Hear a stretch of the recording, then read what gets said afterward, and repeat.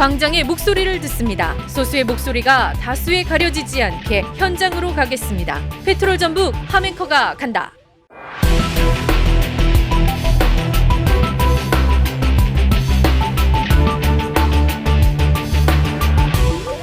오늘 탄소 소재 기업을 운영하고 있는 임동욱 대표를 만나보도록 하겠습니다. 대표님 안녕하세요. 네, 안녕하세요. 지금 저희가 대표님 이제 공장 안에 들어와 있는데 눈으로 본 탄소 제품 탄소 제품을 일상생활에 이제 만들어지는 과정을 제가 이제 보여드리는 거고, 이게 실생활에 어떻게 쓰일 수 있다는 것을 응용 제품을 이제 볼 수 있는 거죠. 그럼 이런 것들을 다 탄소 섬유라고 지금 보면 되겠습니까? 이거는 탄소사라고 그러는데, 탄소사. 예, 우리 탄소 섬유를 분말로 만들어서 아라미드란 섬유 실이 있어요. 여기에다 함침을 해서 만드는 겁니다. 그래서 여기에서 이제 열이 나오게 되는 거죠. 그래서 이 판넬로 완성품을 이제 만드는 거죠. 탄소사, 이게 이제 직조하는 거거든요. 직조를 지금 저기에서 이제 저희가 제품을 만들어서 탄소사를 생산을 해요. 탄소사라는 건 탄소실처럼 생긴 거죠. 탄소사에다가 저희가 탄소 섬유를 분말로 해가지고 함침을 해서 만드는 겁니다. 이 직조한 제품과 그 다음에 폴리에스테르 제품이 이제 결합해서 완제품이 이렇게 나오는 거고요. 그러니까 이게 완제품으로 만들기 직전의 그렇죠. 전 단계 제품입니다. 정말 방송에서 늘 탄소 이야기를 했습니다만 눈으로 이렇게 보고 만지면서 열이 전달되고 다른 곳으로 또 이동해 보겠습니다. 탄소 발열 벤치를 만드는 공장입니다. 내부. 네. 그 보통 버스 정류장에 비치되어 있는 설치되어 있는 탄소 발열 벤치가 바로 여기서 만들어지는군요. 네네네네. 전국에 요즘 가장 겨울철에 좀 바쁜 때고요. 작년 비교해서 올해는 뭐 예산이나 어떤 부분이 많이 좀 줄었음에도 불구하고 여전히 제품들이 좀 나가고 있는 현장이죠. 이쪽 현장은 지금 스노우 멜팅, 그 도로 눈 녹이는 거 있죠. 네네네. 그 컨트롤 박스를 만들고 제품을 완성하는 이제 부속품들. 그럼 이게 이제 도로 밑으로 이게 이제 들어가는 거죠? 이게 들어가는 중심에 어쨌든 탄소가 네네. 그렇죠. 이거는 탄소 섬유 100%. 예. 네. 여기에서 이제 응용 제품들을 여러 가지를 지금 만들고 있고, 저희 전라북도도 지금 한 20여 군데 저희가 이미 해놨습니다. 그렇습니까? 예, 이미 사용화가 되어 있고, 이제 지금 이제 강원도나 요즘에 이제 고속도로변에 저희가 진행을 하려고 지금 마케팅 중에 있습니다.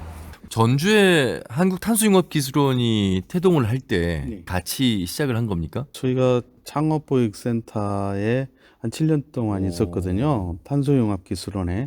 그래서 1호 졸업생입니다. 네네네. 그러면 상당히 많은 그 도움을 받았고 그곳에서 이제 인큐베이팅 역할을 통해서 이제 산업 생태계 중심에 이제 오르게 됐는데 2013년이네요. 그러니까 탄소기술 개발원에서 교육을 받고 도움을 받았던 그 시기, 그 시기의 탄소와 지금의 탄소 많은 변화가 있을 것 같습니다. 일단 뭐 일상생활 속에서 사용할 수 있는 탄소 제품이 나왔기 때문에 그 당시에 이 탄소 소재를 이용한 신제품을 개발해서 틈새 시장을 공략해야 되겠다 이런 생각을 하신 건 굉장히 앞선 사고가 아니었을까 싶은데. 그때를 다시 회고하시면 어떤 생각이 드세요?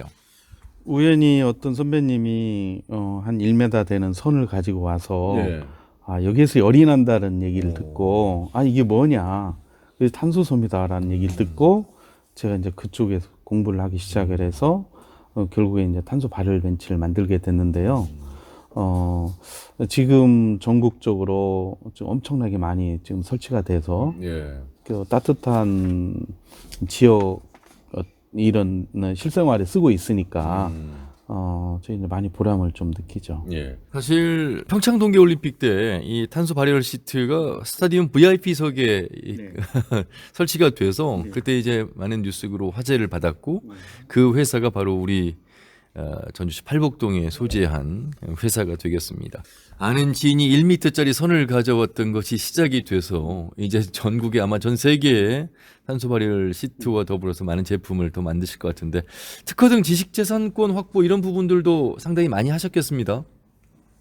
네, 저희는 기술로 승부를 하는 회사이기 때문에 저희가 지적재산권은 자회사, 모회사 통틀어서 한 200여 가지가 넘습니다.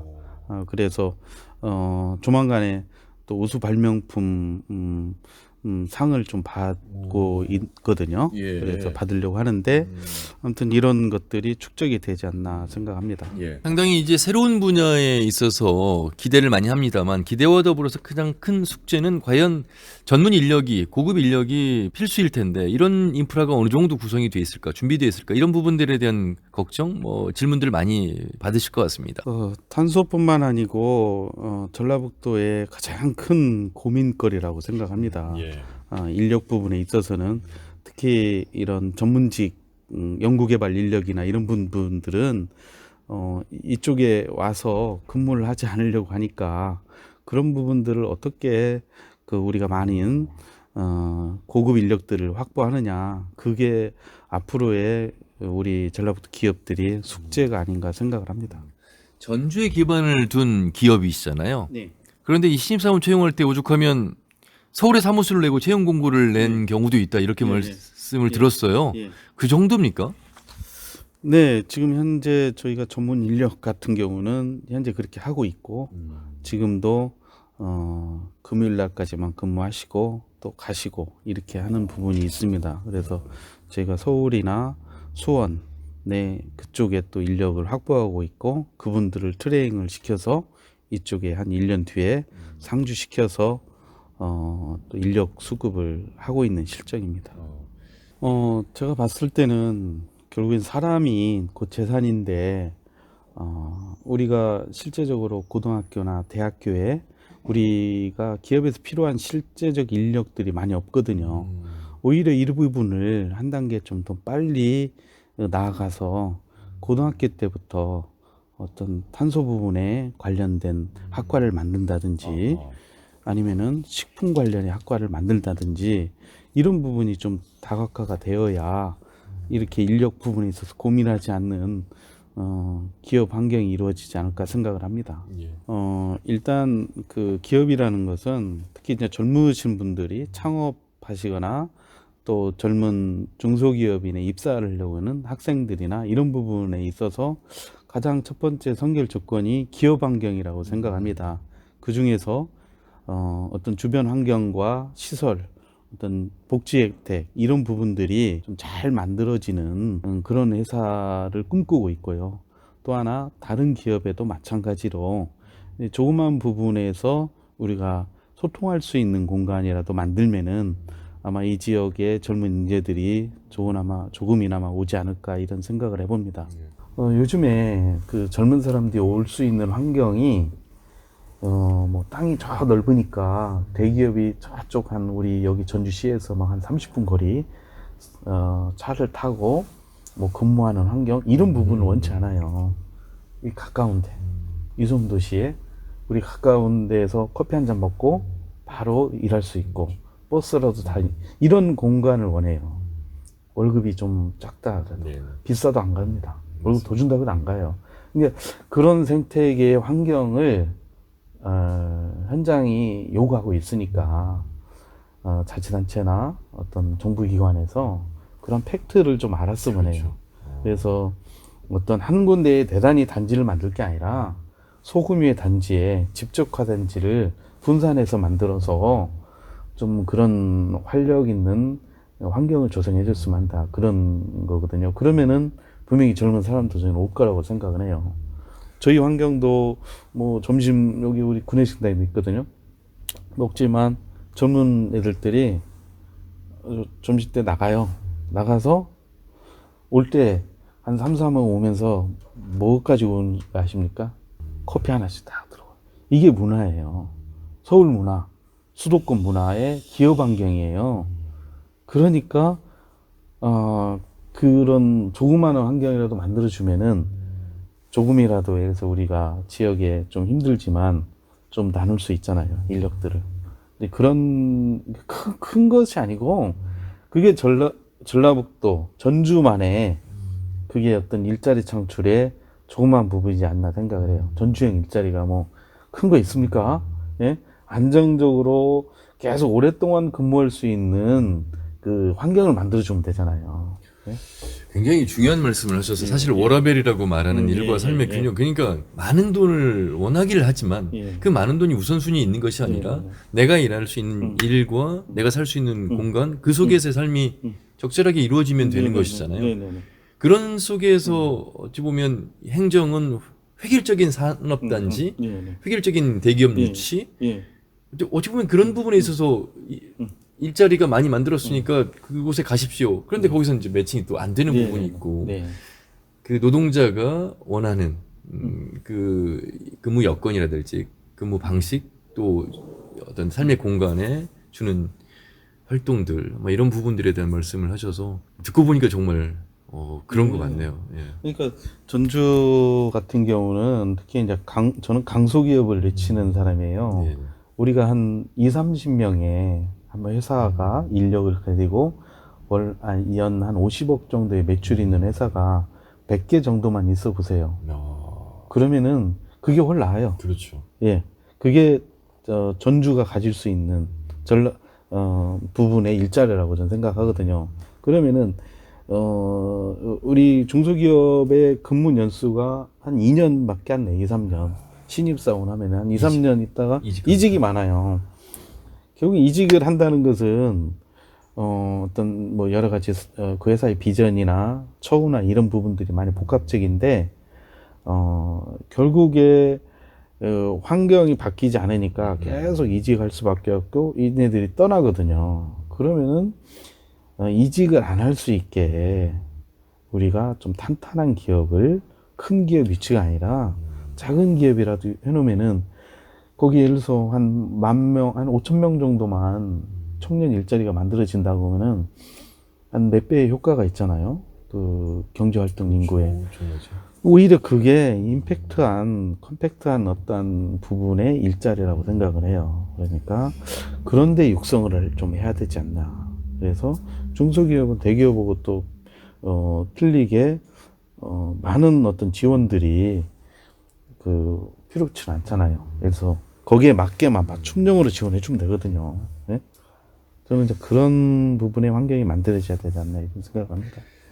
진짜 작지만 강한 기업이 강소기업이고 지속 가능한 기업만 되면 지금의 노동자라고 하는 또 젊은 세대들은 충분히 원하는 환경이 되면서 머무르는 일자리가 될 수 있는데 그런 기업들이 정말 많아져서 지금 전국의 청년 인구 유출률이 가장 높다고 하잖아요. 어찌 보면 그런 가운데 큰 것을 만들려고 하지 말고 작지만 이들이 원할 수 있는 그런 기업과 연계해서 갈 수만 있다면 그래도 괜찮다. 특히 그 IT 분야에서는 우리가 여기 전라북도 인재들이 얼마나 많습니까? 머리 엄청 좋잖아요. 저는 이제 그런 부분들이 서울로 쪽으로 가고 타 지역으로 가는 거에 대해서 가장 안타까워요. 그건 방금 IT 쪽 이런 부분들은 건물만 잘 지어놔주고 청년들이 놀 수 있는 환경만 만들어주면 되잖아요. 그거는 큰 돈 들이지 않아도 되는데, 예를 들어서 제조업 같은 경우는 땅이 있어야 되고 설비가 있어야 되고 그러잖아요. 근데 그런 부분이 좀 안타까워요.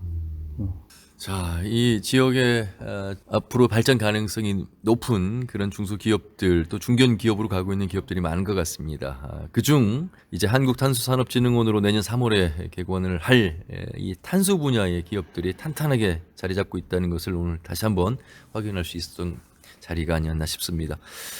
탄소 소재 기업 운영하고 있는 임동욱 대표님의 말씀 아주 잘 들었습니다. 고맙습니다. 예, 감사합니다. 자, 이번에는 한국탄소융합기술원의 관계자를 만나겠습니다. 본인 소개 좀 해주세요. 안녕하세요. 예, 저는 한국탄소융합기술원의 경영기획본부장입니다. 방근배라고 합니다. 예, 본부장님과 함께 이제 말씀을 들어볼 텐데 우선 전주시 또 전라북도가 탄소를 위해서 상당히 선점을 했고 많은 노력을 해왔습니다. 그 결과로 한국탄소산업진흥원 내년 3월에 이제 지정이 됩니다. 그만큼 이제 국가 지정이 된다는 건 상당한 의미가 있을 것 같은데 그 의미부터 좀 한 번 더 짚어주시죠. 그동안 탄소 산업이라는 게 사실은 하나의 지자체가 하는 사업이 아니고 국가가 해야 될 사업인데 지난 10년 넘게 전주시가 전라북도가 다른 시도는 하지 않는 지역 특화 사업처럼 생각을 하고 추진을 꾸준히 해왔습니다. 마침내 그게 이제 국가에서도 이게 지자체에서만 할 일은 아니구나라는 걸 인정을 하고 2019년 2월 19일 날 산업부에 탄소라는 이름이 들어가는 중앙부처의 과가 하나 드디어 만들어졌고요. 네. 종합발전 계획이 세워지고 이번에 그 연장선상에서 대한민국의 탄소 산업을 컨트롤하는 타워, 종합 컨트롤 타워인 진흥원을 지정하기에 이제 이르렀다 이렇게 보시면 될 것 같습니다. 그래서 이제 지역의 특화 사업이 국가 전략 산업으로 한 단계 업그레이드되는 과정에서 전라북도 전주시의 한국탄소융합기술원이 그 역할을 맡게 됐다. 예. 이렇게 보시면 될 것 같습니다. 그럼 이제 국가가 관여를 하고 국가가 이제 지원을 하는 그런 구조. 그래서 이제 탄소산업진흥원으로 이제 격상된 거 아니겠습니까?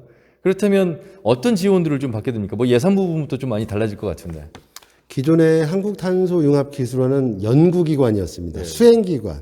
그러니까 국가의 사업을 따와가지고 기업들을 지원하기 위한 연구를 하는 기관이었는데 이제 진흥원이 되면 전국의 탄소산업 그 종합발전 계획을 세우는 것부터 해서 기업들을 지원하는 기획, 전략 이런 걸 수립하고 거기에 소요되는 모든 그 자금을 예산을 정부가 다 대는 겁니다. 그래서 수치로 대략 말씀드리자면 현재 기술원의 100여 명 직원들이 R&D 연구를 하고 기업 지원을 하는 총 그 사업비가 한 400억 정도 지금 남짓하고 있는데, 요걸 한 2배 정도 늘려가지고, R&D는 별도로 이제 가는 거고요, 그건. 그 기업 지원을 위한 산업 진흥 예산만 한 700~800억 정도 저희가 따와서 전국을 상대로 이제 그 사업을 진행할 예정으로 그렇게 보시면 될 것 같습니다. 지금은 어찌 보면 전라북도 도내 탄소 관련된 스타트업 기업들이 와서 교육을 받고 도움을 받지만 이제 전국에 있는 탄소 관련된 기업들이 들어올 수도 있겠네요. 지금도 저희 한국탄소융합기술원은 이름에서도 나와 있다시피 대한민국에서 우리나라에서 탄소를 전문으로 하는 연구기관은 여기밖에 없습니다. 그래서 전주시가 만들었지만 지금도 기업들의 연구를 도와드리고 기업 지원하는 걸 전국 대상으로 저희가 하고 있습니다. 물론 저희가 여기 전주에 있다 보니까 전국에 있는 기업들이 이쪽으로 오려고 하고 있고 그걸 기반으로 해서 저희가 2024년도에 만들어지는 전주 국가 탄소 산업 단지도 지금 오픈을 앞두고 있습니다. 그래서 아까 뭐 이제 좀 더 기업들 만나보시면 알겠지만 기업들도 더 공간이 필요하다, 오고 싶다라는 이해와 요구가 있지만 지금은 공간이 없어서 이 팔복동에 공간이 없어서 못 들어오는 기업들이 많이 있습니다. 그러면 본부장님, 이 방송을 들으시는 분들 중에 나도 탄소 관련된 창업을 한번 해봐야 되겠다. 그런데 탄소 관련된 물론 기본적인 지식도 있어야 되겠습니다만 내가 지금 뛰어드는 건 너무 늦은 거 아니야? 뭐 이런 여러 가지 의문점과 궁금점, 걱정을 한 이들 하실 것 같은데 무궁무진한 것 같아요. 오늘 와서 이렇게 좀 둘러봤는데 지금도 늦지 않았다고 볼 수 있습니까? 뭐 시간의 문제는 아닌 것 같아요. 이미 뭐 오래전에 하셨던 분들도 성과를 내시는 분들도 있고 오래전에 했다 실패하신 분들도 있고 다양한데 중요한 것은 단순한 의지만 갖고는 또 안 되는 것 같아요. 문제는 현재 하고 있는 사업에 대한 어떤 노하우와 기술력을 탄소 섬유로 이 업종으로 전환을 하기 위한 어떤 의지가 좀 중요할 것 같고요. 그 과정에서 시스템적으로 저희가 지금 한국탄소융합기술을 운영하고 있는 교육센터에 와서 탄소산업이 뭔지 기본적인 교육부터 예를 들면 임원이나 직원들이 받으셔야 될 것 같고요. 그걸 기초로 해서 창업을 하실 분들은 우리 창업보육센터에서 전문가들하고도 상담도 해보시고 또 시제품을 한번 본인이 몽땅 투자해서 할 게 아니라 이미 기술원이 지금 17개 건물이라고 이제 아까 설명을 드렸는데 그 중에 한 10여 개 건물이 장비동입니다. 생산 공장이라고 보시면 됩니다. 그래서 기업들이 직접 처음부터 하이 리스크를 안고 장비를 구입하고 예산을 몽땅 투자하면 실패할 확률이 높지 않습니까? 그래서 기존의 국가가 이미 만들어 놓은 이 장비 시설을 활용해서 시제품도 만들어 보고 그래서 성공할 가능성이 높다고 했을 때 창업보육센터에서 창업으로 연결하는 이런 좀 과정을 밟으신다면 분명히 뭐 시간의 문제가 아니고 가능성은 충분히 열려 있다 이렇게 생각합니다.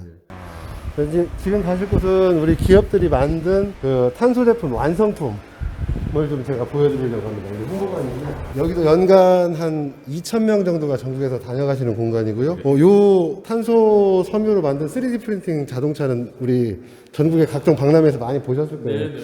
이 3D 프린팅을 이용한 탄소 섬유 차량을 만드는 장비를 직접 개발을 했고요. 요걸 몇 년간 연구를 해가지고 자동차 한 대 만드는데 보통 한 50시간 정도 걸리면 자동차 하나가 이렇게 나오는 겁니다. 근데 이건 이제 경제성 때문에 아직 이렇게 완전히 상용화된 건 아니고 가능성을 보여주는 거죠. 보시면 이미 자동차 이건 엔진 뚜껑이에요. 네. 얼핏 만져보면 플라스틱 같죠? 엄청 가볍네요. 네. 근데 가볍죠. 우와. 근데 자동차 엔진 그 커버인데, 커버요. 예. 그 얼마나 뜨거운 열과 높은 그 압력, 온도에서 하루 종일 버텨야 되는 거잖아요. 요게 말하자면 탄소섬유 복합제입니다. 완전 플라스틱 같아요. 와, 너무 가볍고. 그러니까 얼핏 보면 고급 플라스틱 같은데 요게 탄소 섬유를 이용한 복합제라고 하는데 제가 이렇게 설명을 드릴게요. 그러니까 우리가 역사 시간에 배웠잖아요. 석기 시대, 구석기 시대, 신석기 시대, 청동기 시대, 철기 시대. 그다음 지금 우리가 살고 있는 시대는 뭘까요? 복합제 시대입니다. 그러니까 하나의 어떤 역사를 바꾸는 소재 산업이라는 건 역사를 바꾸는 흐름이고 그 중에 인류가 개발한 아주 우수한 소재 중에 하나가 탄소 제품입니다. 탄소 소재입니다. 그 다음에 카본 블랙이라고 그래서 우리 고무가 하얀색이지 않습니까? 하얀 고무는 우리 어렸을 때 지우개 쉽게 지워지죠. 근데 거기에 탄소를 집어넣으면 카본 블랙이라는 탄소를 집어넣으면 그게 타이어가 됩니다. 타이어는 똑같은 고무인데 아주 튼튼하고 잘 닳질 않죠. 그 탄소라는 건 우리가 이제 화학시간 C, 6번째 원소 소재, C를 어떤 구조로 어디에 결합을 시키냐에 따라서 이런 다양한 제품들이 나오는 겁니다. 자, 우리 전주 같은 경우는 제일 많이 보시는 게 길가에 가서 보시면 이런 볼라드. 예전에는 쇠나 알루미늄 뭐 이런 걸로 플라스틱으로 했는데 지금 전주시는 전부 탄소 섬유로. 이 볼라드가 탄소 섬유로 만든 거였고 정말 눈으로 직접 보고 만지니까 더 실감이 납니다. 도민들께 이제 탄소의 시대가 아마 점점 더 다가오는 것을 느끼고 있을 것 같습니다. 그래서 도민들께 이 탄소 시장, 탄소 산업에 대해서 한 말씀, 마무리 말씀해 주시죠. 그 전라북도 전주시가 없었다면 대한민국의 탄소 산업은 아마 없었을 겁니다.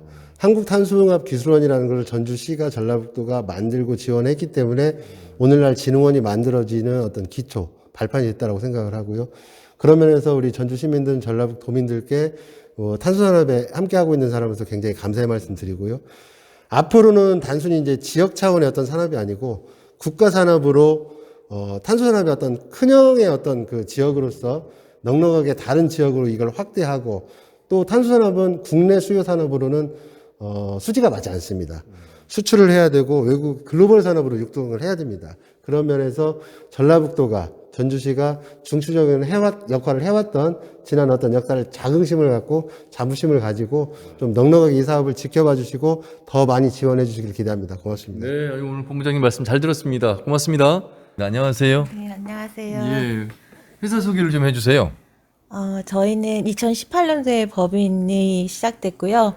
탄소 발열체를 이용해서 바닥 난방을 시공하고 발열체를 접목한 스포츠 레저 용품을 제작하고 있는 3년차 스타트업이에요.